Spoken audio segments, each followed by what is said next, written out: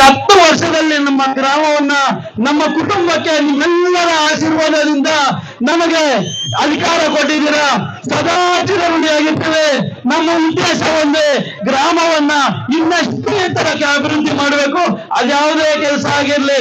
ಈಗ ಮೊನ್ನೆ ತಾನೇ ನಮ್ಮ ಕಾಡನಹಳ್ಳಿ ನಾಗರಾಜನವರ ಮಾರ್ಗದರ್ಶನದಲ್ಲಿ ಸಮೃದ್ಧಿ ಮಂಜುನಾಥ್ ಅವರ ಅನುದಾನದಲ್ಲಿ ಇವತ್ತು ನಮ್ಗೆ ಒಂದು ಗ್ರಾಂಟ್ ಅನ್ನು ಕೊಟ್ಟಿದ್ರು. ಒಂದು ಹಳೆಯ ಕಟ್ಟಡ, ಇಲ್ಲಿರೋ ಸುಮಾರು ಜನ ಅದೇ ಕಟ್ಟಡದಲ್ಲಿ ಓದಿರ್ತಾರೆ, ಅಂತ ಕಟ್ಟಡವನ್ನು ನಾವು ಅಭಿವೃದ್ಧಿಗೊಳಿಸಿದ್ದೇವೆ.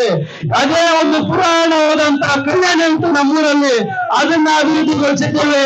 ಅದೇ ರೀತಿ ನಮ್ಮೂರು ಕೋಟೆ ಸುಮಾರು 1000 ವರ್ಷಗಳ ಇತಿಹಾಸ, 100 ವರ್ಷಗಳ ಇತಿಹಾಸ ಇತ್ತು. ಅಂತ ಒಂದು ಕೋಟೆಯನ್ನು ನಾವು ಅಭಿವೃದ್ಧಿ ಮಾಡಿದ್ದೇವೆ. ಸುಮಾರು ಕಡೆಯಿಂದ ಆಂಧ್ರದಿಂದ ಎಲ್ಲ ಬಂದ ಕೋಟೆನ ವೀಕ್ಷಣೆ ಮಾಡ್ಕೊಂಡು ಹೋಗಿ ನಮ್ಮೂರಿಗೆ ಹೆಮ್ಮೆ ಆದಂತಹ ವಿಷಯ ಆಗಿದೆ. ಅದೇ ರೀತಿ ಸುಮಾರು ರಸ್ತೆಗಳನ್ನ ಮಾಡಿದ್ದೇವೆ.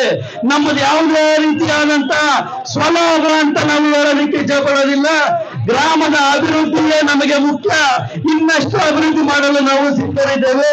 ಇವತ್ತು ನಾವು ಏನೇ ಆಗಲಿ ಗ್ರಾಮದ ಅಭಿವೃದ್ಧಿಯೇ ನಮ್ಮ ಉದ್ದೇಶ. ಗ್ರಾಮದ ರೈತರಿಗೆ ಒಂದು ಪಾಣಿ ಆಗಿರ್ಲಿ, ಏನೇ ಆಗಿರ್ಲಿ, ಗ್ರಾಮದ ಜನರಿಗೆ ಅನುವು ಮಾಡ್ಕೊಳ್ಬೇಕು.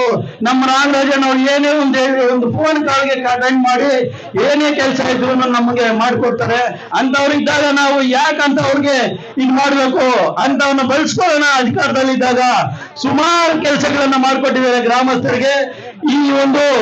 ಈ ಕೆಲಸಗಳು ಮಾಡ್ಕೊಟ್ಟಿರುವಂತಹ ನಾಗರಾಜನವ್ರಿಗೆ, ನಮ್ಮ ಶಾಸಕರಾದ ಸಮೃದ್ಧಿ ಮಂಜಣ್ಣವ್ರಿಗೆ ಎಲ್ರಿಗೂ ವಂದಿಸುತ್ತಾ, ಈ ಕಾರ್ಯಕ್ರಮದ ಎಲ್ಲ ಮುಖ್ಯಸ್ಥರಿಗೆ ವಂದಿಸುತ್ತಾ ನನ್ನ ಈ 4 ಮಾತು ನಾನು ಮುಗಿಸ್ತಾ ಇದ್ದೀನಿ.